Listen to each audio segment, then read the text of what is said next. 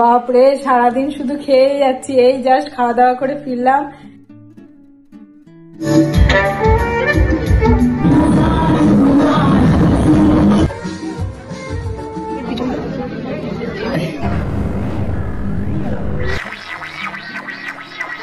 আলুর দম, তারপরে হচ্ছে গোকুল পোলাও, লাল হয়েছে।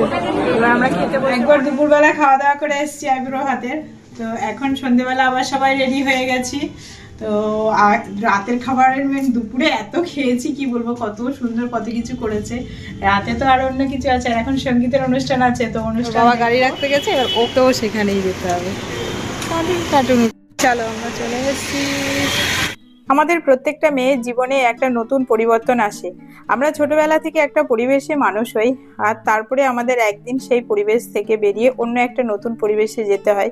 তো সেটাই হচ্ছে বিয়ের বন্ধন, আর এই বন্ধনে প্রত্যেকটা মেয়েকে আবদ্ধ হতে হয়। তো সেটার জন্যই আমরাও আজকে চলে এসেছিলাম একটা অনুষ্ঠান বাড়িতে, আর সকালবেলা এসেছিলাম আইবুড়ো ভাতের প্রোগ্রামে। তো সেই ব্লগটা আমার চ্যানেলে আছে। তো এখন এসেছি আমরা সবাই সঙ্গীতের অনুষ্ঠানে।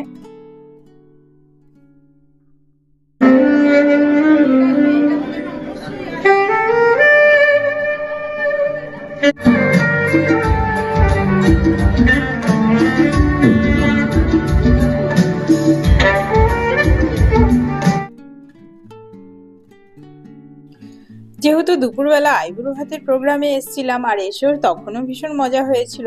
তো তারপরে খাওয়া দাওয়া করে বাড়িতে গিয়ে একটু রেস্ট নিয়েছিলাম। তো সন্ধেবেলা আবার ভাবছি কখন যাব। তো এই করতে করতে 7:30টা বেজে গেছিল।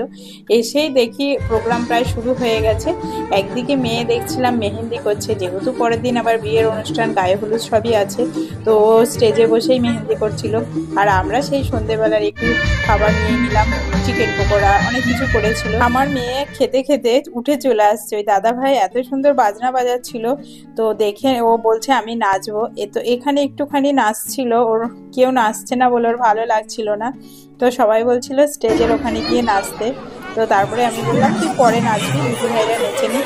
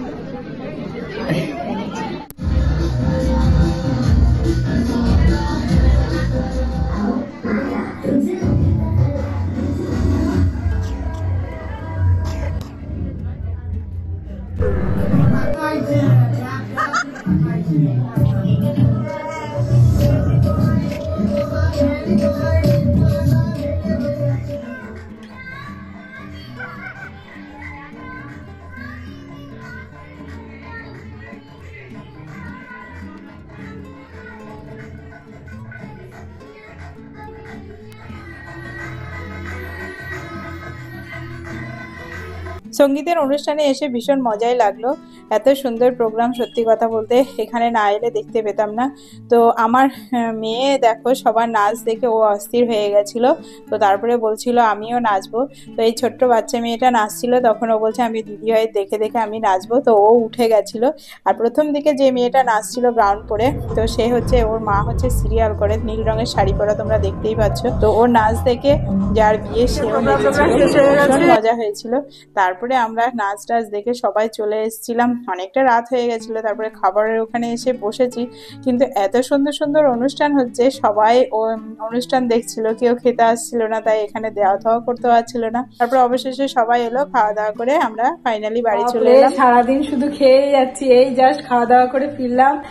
অনেক প্রোগ্রাম হলো, আর রাতের খুব সুন্দর খাওয়ার মেনু করেছিল। কড়াইশুটির কচুরি করেছিল, কাশ্মীরি আলুর দম, তারপরে হচ্ছে গোকুল পোলাও, তারপরে হচ্ছে কি বলবো চিলি চিকেন করেছে, আরো মালপোয়া, অনেক কিছু ছিল। বাপরে খেয়ে খেয়ে সারাদিন যেন একদম পেট ভর্তি হয়ে গেছে। আবার কালকে আছে। তো আর সেই ব্লগটা নেক্সট দিন আসছে, বিয়ের ব্লগটা। তো তোমাদের সঙ্গে পরে দেখা হচ্ছে।